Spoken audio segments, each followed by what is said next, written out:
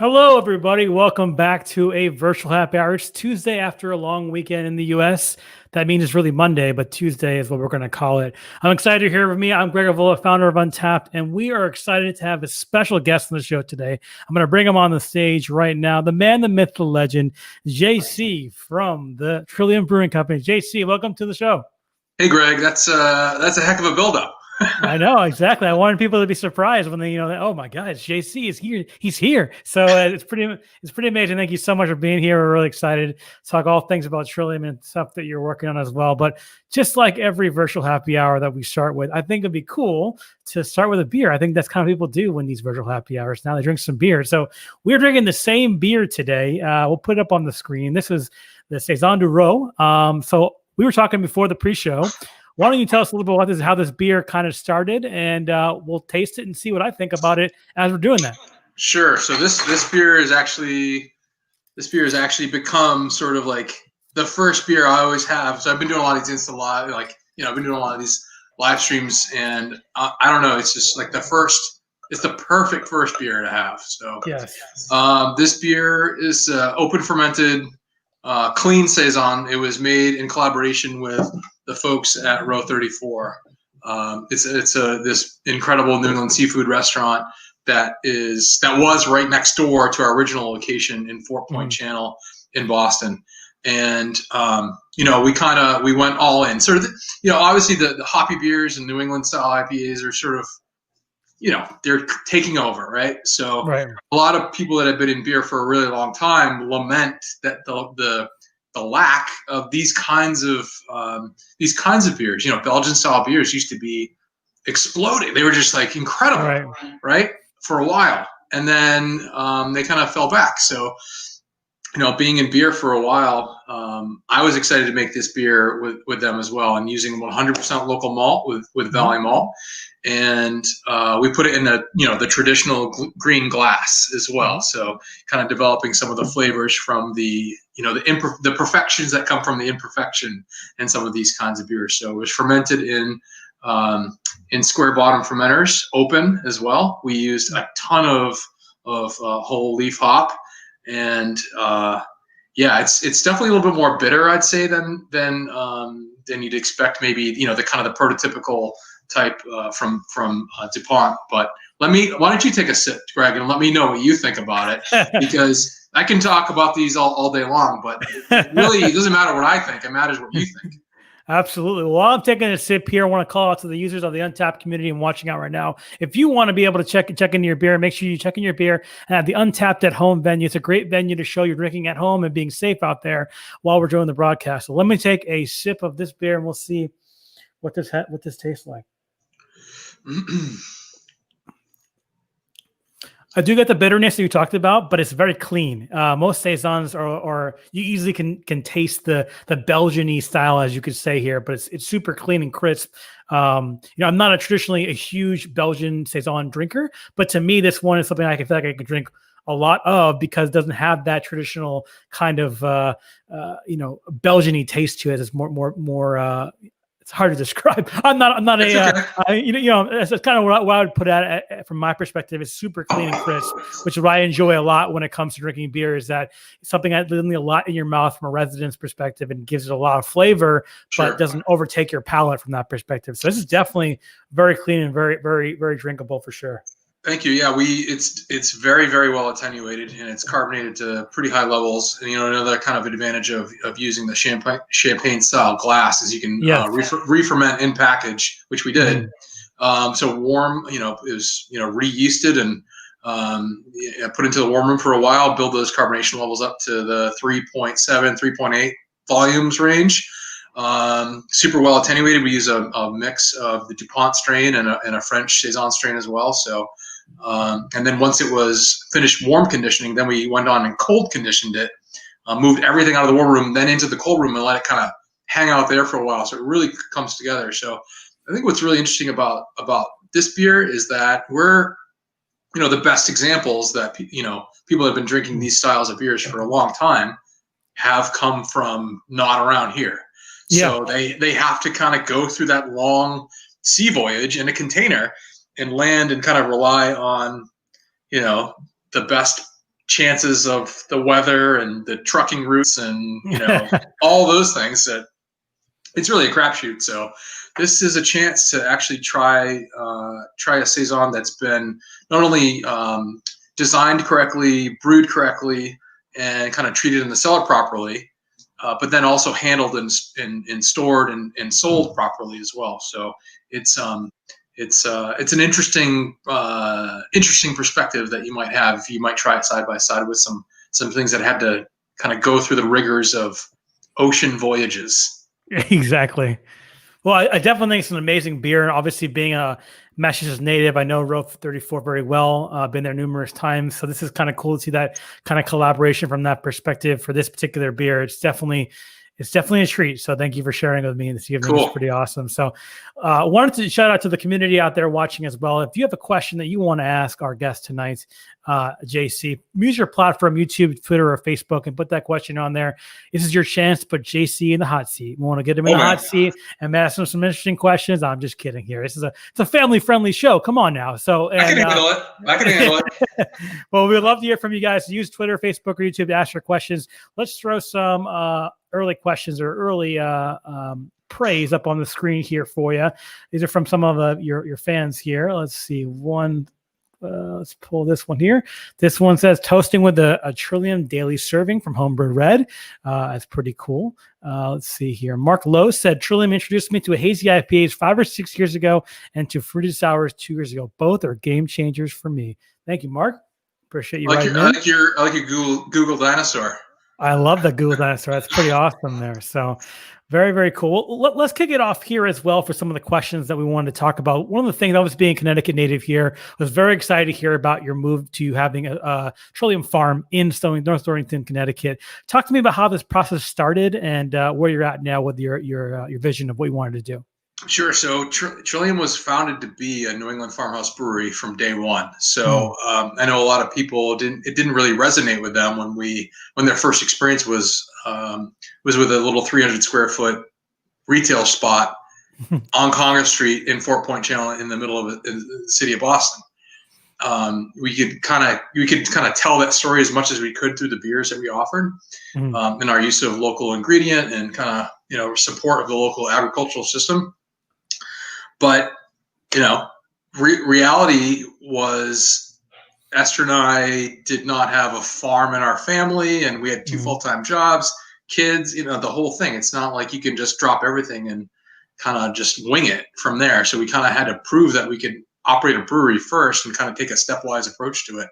But the intention of being a New England farmhouse farm and brewery was there from kind of inception. So my friend who's an architect and designer, we kind of, we picked a property that we were aware of in the Stonington area. And we kind of did a whole, design of like where the brewery and event space would sit on the property and a whole bunch of dreaming. And that was probably 2008 or 2009 or so. And you kind of have to start with a vision of where you might end up, even if it's 20, 30 years. And when we first started, that's kind of what I thought it was going to be 20 or 30 years. And, maybe about 3 or 3.5 years into the process, we were actually starting to look at farm properties. And we really kind of wanted it to be a place that we were connected to. So why not go back to the area in New England where Esther and I were married? So we were married at Saltwater Farm in Stonington. So we started looking in that area, and we found the property that we eventually were able to purchase in North Stonington, maybe just about 10 minutes away from that wedding venue. So, it's sort of, we have the perspective that we're going to be doing this for the rest of our lives, and we have our whole lives to do it as well. So this year we've started small with a different plan than what we started the year with. We're growing produce in our market garden, which was primarily intended for the restaurant in the city, which is now at a fraction of the total seat count that it would normally be.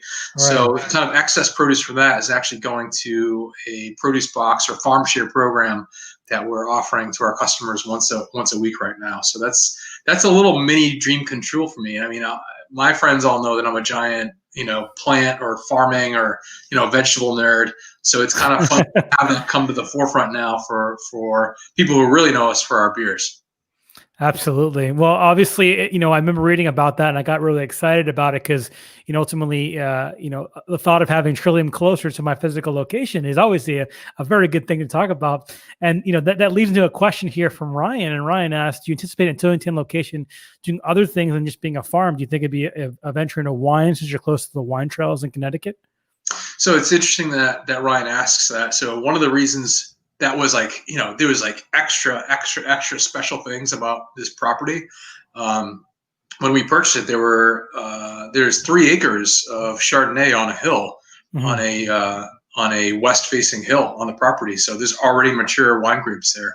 So we actually make quite a few beer wine hybrids. So we've been kind of dabbling in the realm of where our license allows us to.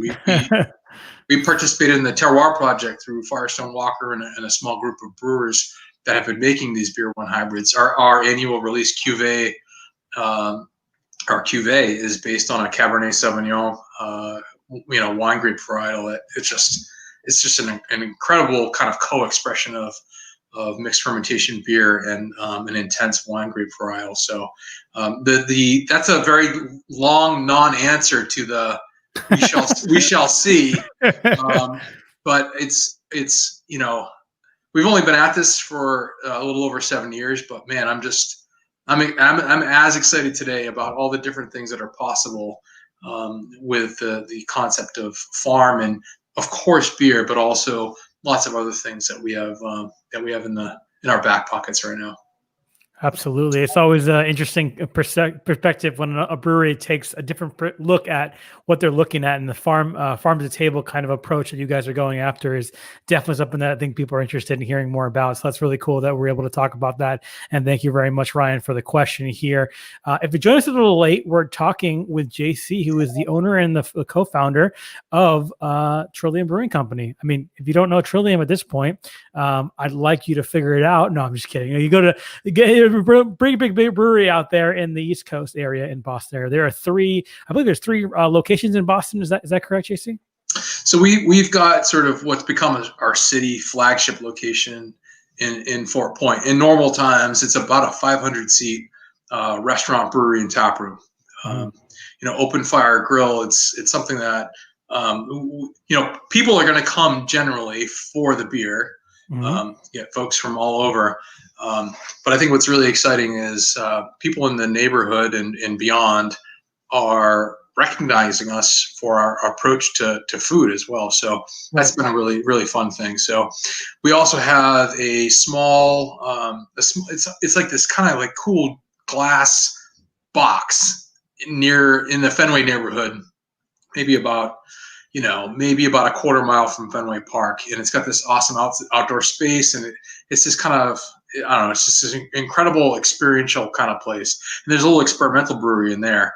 And of course our production facility in Canton, which just 10 minutes away from that, we are looking at moving away from where we're producing now into what we're calling our forever home. So, of course, just like most breweries, we're leasing our current space now, and we have the opportunity to buy a property and move away from leasing a place. Because as I said before, Esther and I intended this for the rest of our lives, and hopefully this becomes something our kids are going to be interested in taking over. And this is an incredible opportunity. It's about a 23-acre property, and it's got a huge building on it, and big beer garden, restaurant, and indoor private event space, and a couple of other opportunities that aren't currently available to us right now in our lease spots. And sort of to get the whole team under one roof right now would be an absolutely incredible opportunity. So that's 3. We also have the seasonal beer garden in the Rose Kennedy Greenway in downtown Boston as well. So there's this belt of gardens that run through the heart of the city, which used to be before the big dig. It used to be an elevated highway. Yeah, I remember that. Yeah, I used to cut off Yep. the downtown and kind of waterfront area from the rest of the city. And it took a little bit longer. It was a little bit more expensive than people were expecting, of course.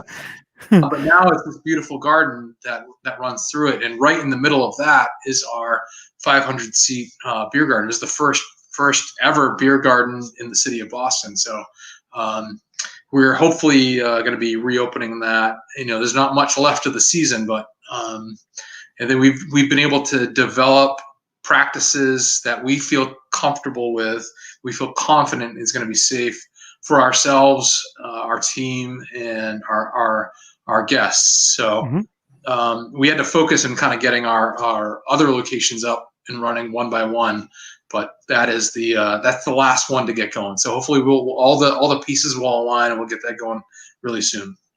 Sounds great. Now, if you're an Untapped user, obviously, just a shout out to our own platform in a sense. All those venues that JC just talked about are on Untapped for Business, which means you can subscribe to those locations and get alerts when new beers are available. So you can definitely check those out in the app if you're local to the Boston area or even in Canton. So a little tiny plug for our own business services there from that side. But let's go back to the questions here. This one's a great one from Robert. And Robert asked, JC, what are some of the unique ingredients you have ever brewed with? Oh boy. So, when people ask me about ingredients, my mind always goes to this beer that we made with Cellar Maker. It's a small brewery in San Francisco. We made a beer called Escape Plan, and this was it a year ago or 2 years? My memory is not great right now. So I think it was 2 years ago we made this beer called Escape Plan. And, it sounds kind of pedestrian at this point, where it was a cocktail inspired, like a tiki cocktail inspired beer. And we used a whole host of ingredients. And, you start doing all kinds of research about, different cultures, different ingredients, different crafts. And there's an ingredient that's used in these tiki drinks called Orgonaut, and it's made with almond. So not something that's kind of jumps to the front about what do you expect to have in a tiki cocktail, but it's a pretty common ingredient. So we used coconut, vanilla, almond, a couple different kinds of almond, as well as piloncillo, sort of raw organic cane sugar that's kind of formed into these cones as well. We got that from Mexico. So that one had sort of this broad range of really interesting ingredients. That beer sounds like we would have probably collaborated with Omnipollo versus Cellar Maker. People probably would expect this to make a hoppy beer, but for whatever reason, that's the one that came to the forefront. We were listening, Tim was down and visiting. We were listening to, Hawaiian music and like having a good time and saying we should make a beer like that. And sometimes that's as simple as some of these concepts come through. It's just some people having a good time together and say, hey, let's make a beer that captures this moment. Absolutely. I was looking at that beer on tap now, obviously. You're absolutely right. I didn't have a date on when it was released, but that's definitely a crazy beer reading the description of that particular beer in a sense of the stuff that went inside of it. Gonna have to look for that again. Maybe it ever happens again. We'll have to see it. So maybe there's a reason why I brought it up. So. Exactly. Right. Well, speaking of collaboration, here's a great question from DJ. DJ asks, what's your favorite, most memorable collaboration you have done with? You've done a lot of collaborations from a lot of great breweries. So it's kind of like asking who your favorite kid is in a sense, but we'll give you a shot on this question. So, you're exactly right. So you got to ask questions like this, and what's your favorite beer? What's your favorite hop? What's your favorite food? Like, how do you choose? So, there's been a few moments where you do sort of like the pinch me, is this really happening thing, and it wasn't necessarily during the brew day, but it was more sort of the reaction that we got when we actually did the release. So this is, of course, early days. It was our first collaboration with Other Half, and this is still when we had our dairy tank mash tun, and we're dumping the grain in, a bucket at a time. We're paddling it in, and it's me and Paul, who's now like the director of production at Bissell, and Sam from Other Half, and it was sort of like a normal brew day for us back then. And they asked us to make this beer, and this was early. Like, people, how do you even know that we exist? We're tiny little. I'm still working my day job. It's kind of, how do you even know we exist? Okay, you want to come up from Brooklyn? Sure thing, no problem. Looks like you guys make some pretty awesome beers. You've been around for a little while. You know what's going on. And we kind of wanted to come up with a label that played both into their design and into ours as well. We, to that point where we're pretty much doing designs that are very understated. So here's a can of our Pilsner beer. Yep. It runs counter current to a lot of designs that you see in the beer market right now. Right. It is a lot of negative space, a lot of white. It's not loud at all. There's not like colors everywhere. So over the course of the beers we made at that point, and the Green Street IPA was our start. It was kind of like a primary green color. It was pretty loud for Trillium. When we were trying to be quiet, and then when you're trying to be quiet, you stand out. So, but in a sea of kind of negative space beers and the design, the Green Street really stood out. And man, the people that showed up for that, there was a line that ran not just down Congress Street, but then all the way down A Street. It was unbelievable. And I still get that. I still get the fear in my stomach. Nobody's going to show up. And then when people do show up, they're like, "Oh my God, it's too many people." And I don't want to piss off our neighbors. So that kind of yo-yo feeling in my stomach, I still get all the time. But that was a super memorable experience. Green Street from Other Half. Yeah, and you've done a couple follow-up releases from them. I believe it's like a really green street and then a double green street green from that perspective. So obviously it's hit with fans. I've been one of those fans waiting in line. Other Half, where their release of that particular beer. So I've been there. I've been in that line, and it was definitely pretty cool from that perspective there. Speaking of powerhouse collaborations, there's another JC that wants to say hello, and his name wants to see if you want to ever collaborate with Treehouse, obviously being the two well-known Massachusetts breweries. Has there ever been any discussion of you guys joining forces to do a beer that probably everybody in the world would want to queue up for? So I would say, we've been, early days, probably I was super heads down when we were first started. It was it was incredible. It was really fun. Like, oh my God, I'm living my life's dream and this is all happening. But at the same time, I had my full-time job. Yep. And young kids, and it's hard to overstate how intense those early days were. And messages were coming in from all over the place, and we just weren't responding. Then we went to the Rapier Best Festival, and Henok from Montepollo came up to us, and he knew all about our beers. We were talking about them like crazy, and he was so genuine and so nice, and just, oh my God, it was unbelievable. And I went over and talked to him for a bit more, and we eventually made a beer together.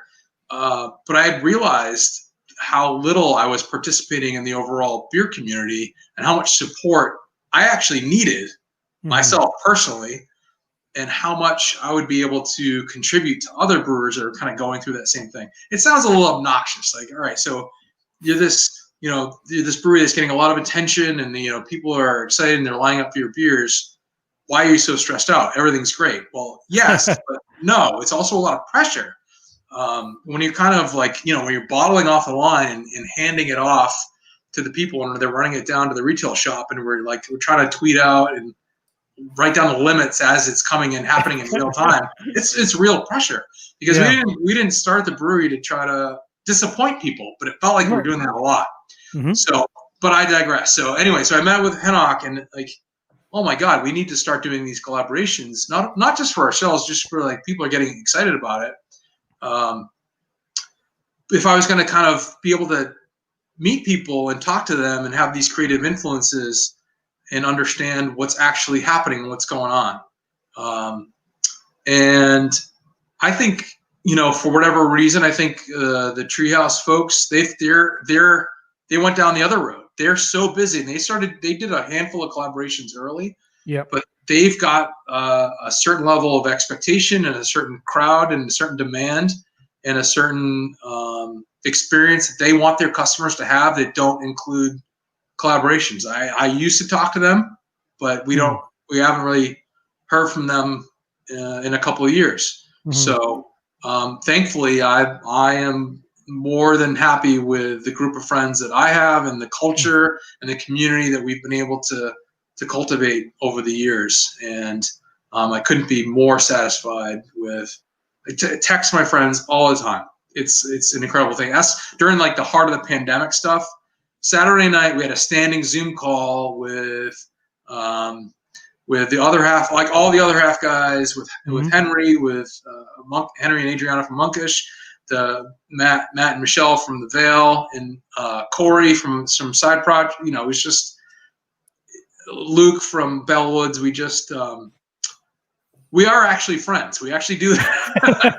It's like the Brewers secret club over there, you know. Yeah, well, it's you know, we're young families, and it's a lot of pressure, and nobody really understands that until you meet somebody that's also going through that same experience. So you kind of bond and you identify with each other in a way that is it's not, your parents don't understand what's happening. You know what I mean? It's so you kind of have to meet others that are going through the same thing. And it actually helps that people from the other side of the world as well. So Joss from Garage Project joins in as well. It's 11 in the morning when we have the Saturday night calls, but that's what's going on. It's interesting you brought that up, because I think that that's a key aspect of most of these brewing projects. If you're starting out as an individual or even with Untapped, I remember I had the same thing you were saying, JC. I worked full-time on a job for 5.5 years doing Untapped on the side. And the difference between that, you and me, is that, well, I'm building software, and if it crashes, everyone's upset. If someone's going to a bottle release, it's all the same thing, where if they don't get a good experience, they're going to flame you on social media. So I definitely know how that feels from that perspective. I think it get lost a lot with the whole process of what we're doing as entrepreneurs and working in this space, is that we're doing this for the community. We're not doing this for our own self. We want people happy with the stuff that we're doing, but it definitely takes a toll on you. It's one of those things. It's pretty grueling for sure. For sure, yeah. I think most people's experiences with companies are really large companies, and we are not that. We bootstrapped it. We grew it from nothing, with nothing, except with hard work. So it's astonishing to know where we are today and the direction that we're headed in. But man, it was pretty grueling for a while, and it has been grueling over the last few months as well. Sort of in the return, I think if you've talked to most business owners now, there's sort of like the return to early days, and that's very much what's happened with us as well. Absolutely. Well, obviously, with all the success you're having, you're able to dabble into different things here and there, but you've got some great summer collaboration. We just talked about collaborations coming up. Talk a little bit about some of the stuff you're working on the collaboration front that's new that people can expect in the future. So one of the things that we try not to do is talk about too many future projects. And that's from like the main reason for that is not every project works out, you know? So we don't really talk about things in too great, you know, in advance. So we, as I said before, we really enjoy getting together with friends. It's not only sort of like this artistic expansion of what's possible and different perspectives and identifications, and it's this really cool process. But some things don't work out, so you don't necessarily want to talk about them in tremendous detail or any detail until secret projects. Yeah, until you're very, very well confident. So we have a pretty extensive quality program and QC and kind of sensory panel. So all these pilot batches and all these iterations on the bench that we can get to understand a project before we delve into it now. I used to just go headlong into stuff, and our hit rate was a little lower than it is now. So so knowing that we weren't going to be able to get together with friends as much, he decided to hit refresh on 2020, as a lot of people wish we could just kind of say, oh, let's get a do-over here. So quite often people are asking us to say, "Oh my God, some of your collaboration beers are some of the best you ever made, but you only make them once. What's the deal? Why don't you make them all the time?" So, well, if you make them again, that means you haven't had a chance to try something new. So with 2020 and the inability to get together with friends again, we've decided to finally rebrew some of these beers. So I think in the towards the early part of the summer, we asked folks on social media which ones, by the way, which ones are your favorite collaboration beers that we've done so far, and we kind of kept the tally of what people seem to be very interested in. So if you've paid attention to that moment in time when people were kind of writing in what they were interested in, some of those that hit more frequently than not will be still on the schedule for rebrew in 2020. There we go. Like to hear it. Well, there's so many other questions here I want to bring up on the channel here. I'd put them up on here, but the number one question everyone's asking is, when is Trillium going to come to X state? So I guess I'll probably ask the question a little bit different way. What is your kind of strategy for how you're looking to expand? You talk about the new place that you're looking to purchase for the Canton Brewery. Is this something about an expansion, or are you more interested right now of trying to kind of solidify your space in the New England front and then work out from there? Is there a strategy you're going for distribution wise? Yeah, Greg, you got it. It's more on the end of the spectrum of trying to stabilize the future for Trillium, as well as vastly improve on the experience, or the hospitality experience for the customers that do come. I think one of the going into it, super green, wet behind the ears, like all the expressions when we first started. I had no idea what distribution meant. I had no idea what it meant to do any of this, the buy 5 get 1 keg free. It was like, how the hell do you do that? It's like, oh my God, it's crazy. So, and then we've been lucky enough since very early days to be able to sell the vast majority of the beer that we make out of the front door. That has, in a positive feedback mechanism, has kind of really shaped how we design our beers, and kind of creates a scenario where hopefully people say it's different than what you can get into a bottle shop. And really, we've designed these beers to not do well to kind of live in the distribution world. So I'm sorry that I'm taking a lot of time to talk about it. It's really sort of, it sounds silly, but we're kind of making it up as we go along. We don't know what happens next. We do know what's in front of us, and we have this incredible support from our customers, and we hope it continues. And I think that is what we're going to be able to continue to do. I have no aspirations to be on every shelf in every liquor store across the country, or even regionally, or even in Massachusetts. If people are happy to keep coming right to us, and in this new model, we're actually doing deliveries across Massachusetts as well. Right. In that way, we're sort of able to, just kind of keep our arms around the pitfalls that can come through the distribution model.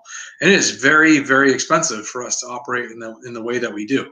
We have basically have a distribution company and a team and a logistics and like infrastructure associated with a distribution company that is not on the road delivering beer all day long to hundreds or thousands of accounts. But we want to make sure that our beer is delivered in the right conditions and is stored and presented by Team Trillium in a way that is just not going to be possible in a disseminated way. And I don't know that there's really like an in-between. Maybe, our in-between has really been, okay, let's open up another small spot within the kind of range that we think is feasible to do from like a geographic and like traffic pattern kind of way. Our tiny little state of Massachusetts, If this is California, it'd be like a different situation. Like it'd be like Virginia to Maine. It wouldn't be such a kind of legally, logistically constrained kind of thing. But right now it is. So Esther and I and the team talk about this once in a while. It's like, well, maybe we should, go to a different state and try to get people a little bit more beer. But it feels like we're at the bounds of what we're going to be able to control in terms of the best quality beer, best condition, quantity, batch size, and not lose connection with our team as well. Yeah. So it's a constant struggle. The bigger that you get, the harder it is to do all of those other things. So, like I said, it's not our goal to get any bigger than we are now, except for improving our team experience and the hospitality experience we can offer to our customers. Yeah, one of the unique things about Trillium, if you've ever visited the area of their tap rooms or restaurants, is the customer experience. I think that's one thing that sets you guys apart from a lot of other breweries. Is there's so much attention to detail, from the design of your locations to the beer, even the label. We just talked about that. And, as someone who's in scaling our business too, you want that brand to be really attuned to the customer. You want that experience to be exactly what it is. And as you grow, it becomes harder and harder to kind of parse those things together. So that's definitely something that I appreciate to do. And some people are just like, oh, I want to be the biggest in the world. That's fine. You're going to have to cut some corners and not make it the same experience. So it's always nice to hear people talk about that being the customer focused and being able to provide that experience from there. So absolutely incredible from that side there.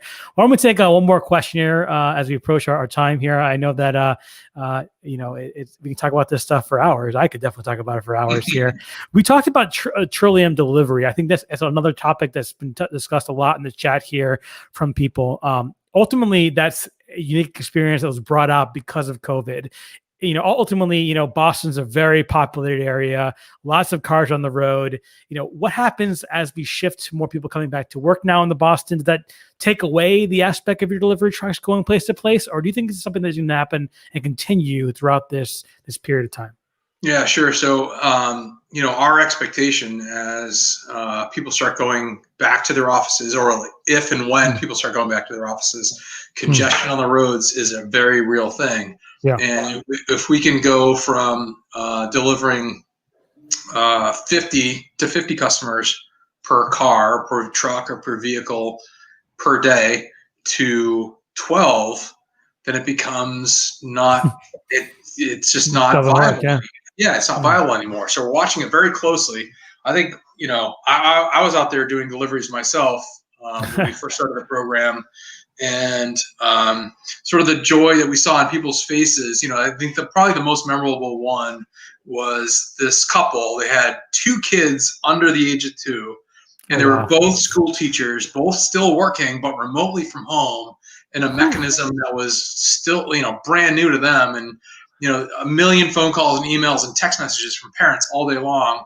And I brought them 2 cases of beer, and the dude almost dropped to his knees saying, "Oh my God, thank you so much." Because of course, and I think people can remember, April or so, people were afraid to leave their homes, and how do I get groceries? And how do I get my favorite beer? And here was the moment in time at the end of a long week. And 2 young. If you have kids, you know what I'm talking about. Oh, I know. I have a 3-year-old and one on the way. I know what you're talking about. Sure. So to see the expression on their faces with me, handing over them 2 cases of beer was okay. This kind of experience and this service that we're doing. And it also allowed us to bring back a lot of team members that we had to lay off as well. So it's something that was, thank God we did it early days. It was really good for the business, and a way for us to get a lot of beer to people who were even scared to come do curbside delivery. So, but the long-term viability of it and kind of the logistics around, the realities of the constraints of traffic, it's hard for me to imagine it being possible. Just like us doing, paper thin distribution across the country is not viable either. So with super fragile products. So we'll keep turning over all the stones to try to make it possible, because the people that appreciate it and love it, and it's a way for us to get them beer that they otherwise love and just can't make it happen. That's once you see somebody and like it's something that we're gonna try to be able to do, but at the end of the day, I still have to be very responsible for the business because we have to stand on our own two legs. We do not have any investors. We do not have any private equity. It's just we have some bank loans, and if the banker's not happy, then Trillium's not happy. Yep. Absolutely. Yep. Well, JC, thank you so much for being part of the show this night. I had a great time chatting about it, drinking this beer. It's phenomenal. Gonna finish it up after we hang up here, but I appreciate all your insights here, and thank you so much for being part of the show. I wanted to give you an opportunity to have the floor if people can find you on the internet or anything you want to share with the community that are watching today about where to find Trillium from that perspective. Oh, you're super nice, Greg. It's just Instagram at Trillium Brewing and Twitter and all of those things. So. I would ask though, if you're going to come visit one of our places, with the limitations that we have right now, if you go to our website, you're able to make a reservation. If you're going to come have beer in one of our outdoor spaces, and if you do want to come pick up beer, you're able to put an order in for curbside pickup. Don't just like drive up and say I want to take a look at what you have. There's this preparation that you can do, and it's just to make things a little bit smoother for yourself and other guests as well on our team. Awesome. Well, definitely once this thing is over, I definitely recommend you guys checking up and heading out to Trillium in Boston or in Canton. I've been to both and definitely had a great time there and cheers, Greg. Really enjoy it. Thank you so much, JC. We appreciate your time. Awesome. Well, thanks everybody for watching our Tuesday edition Virtual Happy Hour. We have no guests on Thursday, so we'll be back on Tuesday for another special Virtual Happy Hour. Check out untapped.tv for all the information on where we're going to be broadcasting from and the dates and times. Make sure you hit that subscribe button so we get updates when we go live. If you have any feedback on the show, if you want to give us any tips or tricks or things that you want to see on the show or maybe guests that you want to see, let us know at media@untapped.com. We really appreciate you tuning on this Tuesday evening. I know I had a great time. I'm going to finish the rest of this beer here, not to rub it in any of your guys' faces, but we'll see you back here next week. Thank you so much for watching. Cheers.